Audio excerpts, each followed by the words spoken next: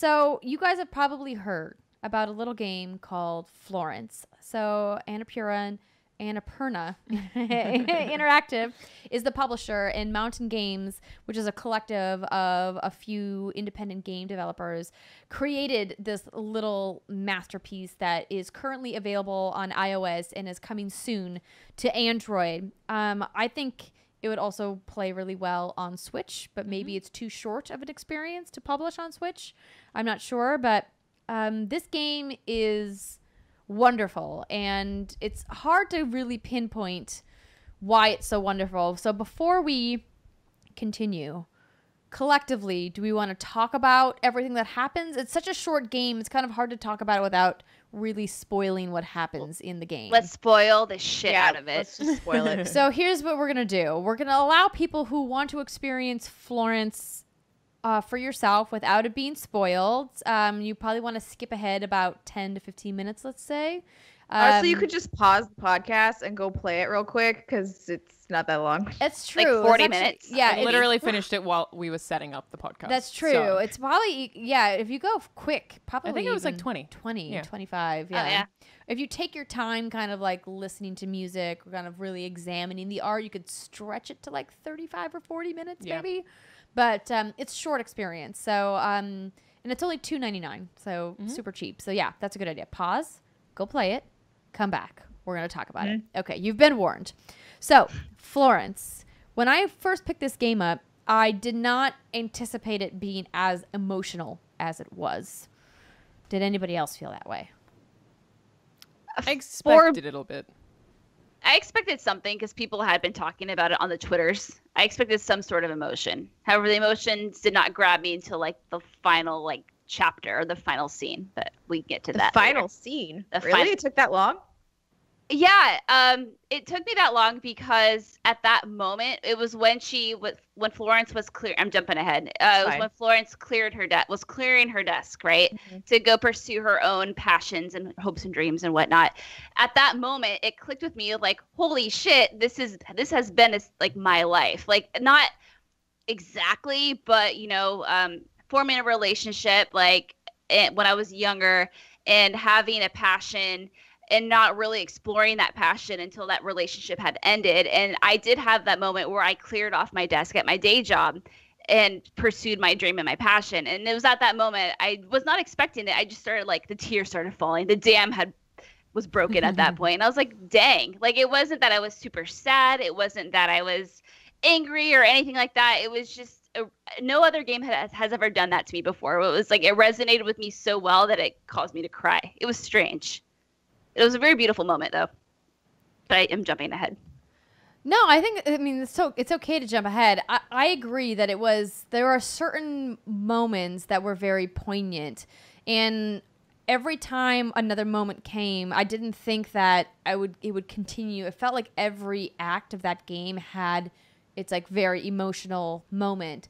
From like smiles and the kind of reminiscing of that time you first fell in love with someone or first had that connection with another person in a romantic way, which we kind of see in the beginning, to the kind of awkwardness of the first kiss. And then the one of the fun parts of the game that I really liked was when Florence and Krish move in together, this idea of you're combining your items, and so you had to pick and choose which things to keep and which things to leave behind.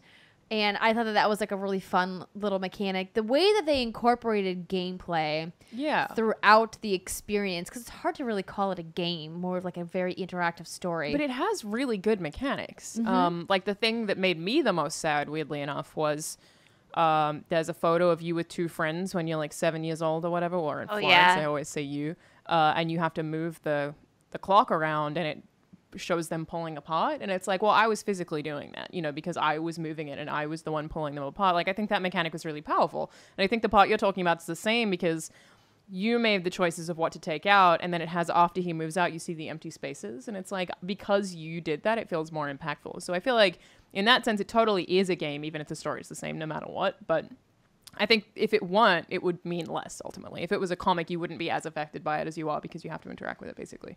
Absolutely. Yeah, my favorite part was the when you're talking with him, especially at the very beginning, like the puzzles are a little bit more intricate and you're like, because you're like not sure what to say maybe, or you're second guessing yourself. And then as you become more comfortable, it gets way easier. And it's just basically two pieces you're putting together. I thought that was really clever. I liked the way they did that. Yeah, the two rounded pieces. Sorry. And oh no, you're fine. And then as you argue, the pieces become jagged and really sharp. And I thought that was brilliant. So good. There's a lot of stuff you can infer just based on the way that things look. And I think you're right. The dialogue was a really good example of that. And even the puzzle that took me the longest is the putting them together to see that they're hugging. But the way that it's like constantly pulling apart, that being part of the puzzle, is it's really hard for that moment to happen for them. And it's also like supposed to be hard for you as for the same reason. It's like, it's difficult to like give this hug and say goodbye for the last time. Like, it's crazy. They did a really good job.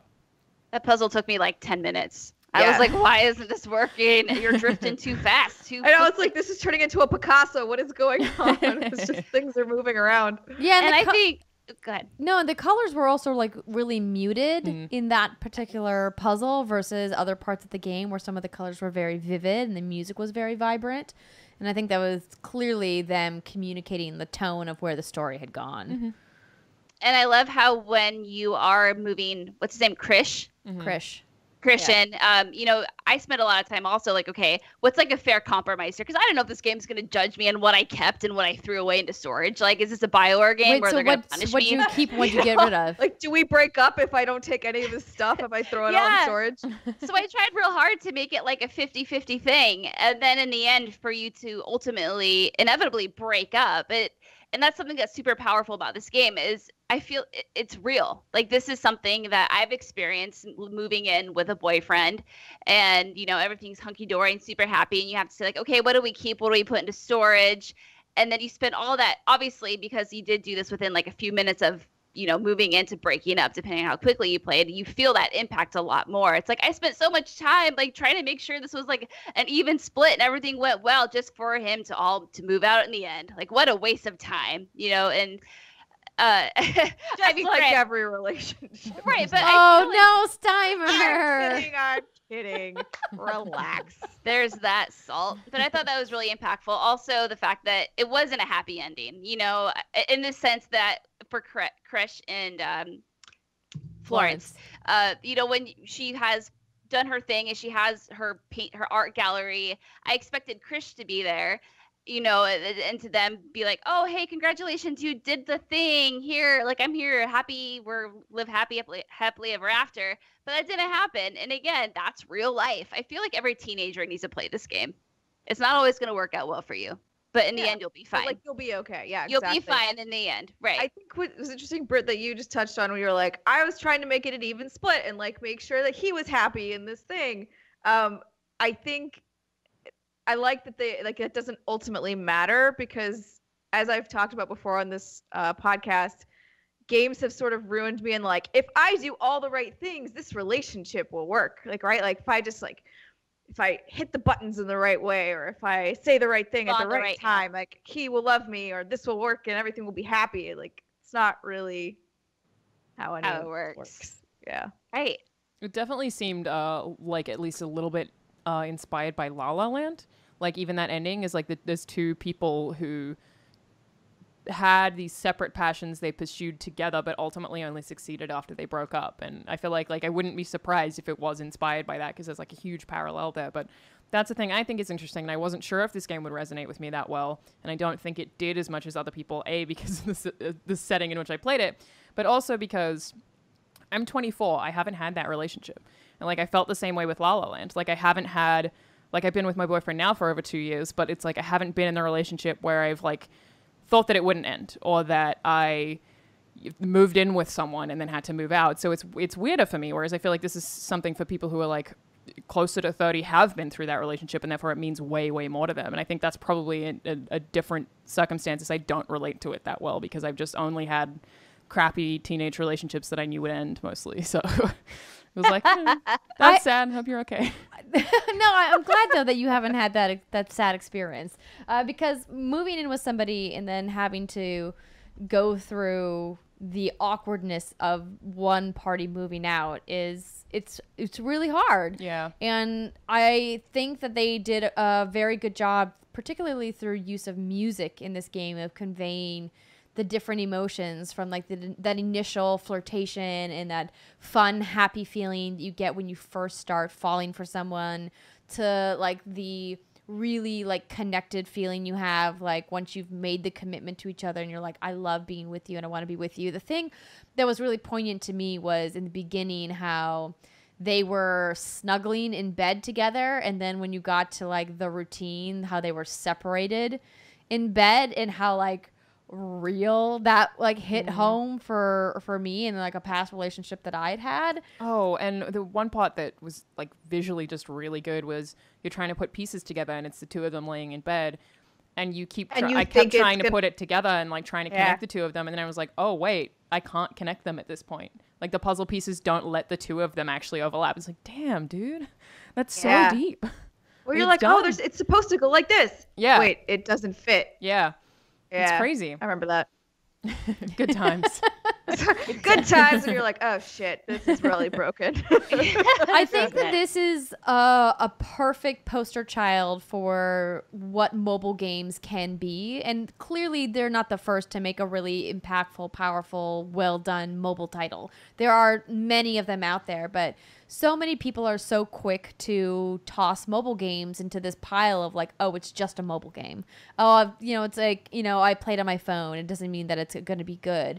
And I think that, or I hope that, people will look at a experience like this and give mobile games, the time of day that I think they so rightly deserve, because there's a lot of really great work being done in that space. And it's a device that we all can play on. Like, we're never going to be separated into console wars with mobile, because like everyone's got a phone in their pocket. Yeah, I was about to say Android /iOS. Yeah, but it's coming up for both. But my point is though that you have one or the other, right? Like Windows phones don't exist anymore. So R.I.P. Oh no! But it's also, I hope Annapurna is the studio to lead that. With like Edith Finch and then Donut County. Like they've made a lot of really good games like this, and I would love to see them just come out with like Annapurna mobile studios and keep making stuff like this, because they do such a good job of quite short, contained stories that are just very emotive. And yeah, I enjoyed that a whole lot. And to your point, like all I have on me when I was sitting here while you were setting stuff up was my phone.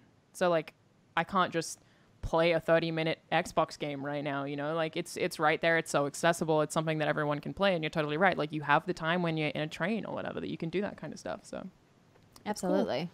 Any parting thoughts, ladies, on Florence? The music's real good. It's really good. It's just so brilliant. Like we were talking about the way the gameplay is implemented and the color and the music. For me, like when you have the arguments, and like I said earlier, when you're getting to know each other, the edges are super rounded and cute, and then when you're arguing, they're sharp and pointy. Like that's so smart. And it's not until I was like a few seconds into that gameplay that I'm like, this is what they're going for, and it makes total sense. I just loved it so much. Did anyone else during the argument parts I felt competitive. Like I wanted to be doing it faster. Yep, like, same. Like I want to, So I thought that was really interesting, the way that they managed to get you to feel that of like, no, I'm going to win this, even though No, it's funny you say that, because I actually was like, oh no, because I am not a fan. Obviously, no one's a fan of arguing, but I'm a fan of communication and communicating healthy. And I know just yelling and trying to win an argument, it just hurts both parties in the end. So I actually like stopped placing the puzzle pieces in the bubble. And then what happens is when he's like spitfiring arguments at you, the screen kind of tilts a little bit, so it looks like he's kind of in power, and then he took over the argument, and I was like, oh no. I wonder if it ends faster if you just don't fill in any bubbles. Yeah, maybe. I don't know. Really good. I think at that point when you're both filling in bubbles, it probably does that intentionally, because I if I remember correctly from an hour ago, it does show him also filling them in the arguments. So it probably does that intentionally, so that you're like, hang on, I need to do this faster. Whereas with the cute bubbles, he just says something, and then you're like, oh, what am I going to say back? Oh. And you're like, oh, hee, you're so cute. Yeah, and I mean, when you're arguing too, that speaks to real life as well. I think so many people get caught up in the act of arguing. It becomes a competition at that point. And that's what it was portraying is, you see your partner like filling in these bubbles and spitfiring these arguments at you, and then you feel compelled to do the same because you automatically get defensive. That's human nature. Yeah. So it was really interesting how they did that. Loved it. So good. So good. Yeah. Play this, teenagers. Buy it, everybody. It's only $3. It's less than a coffee at Starbucks these days. You can afford it.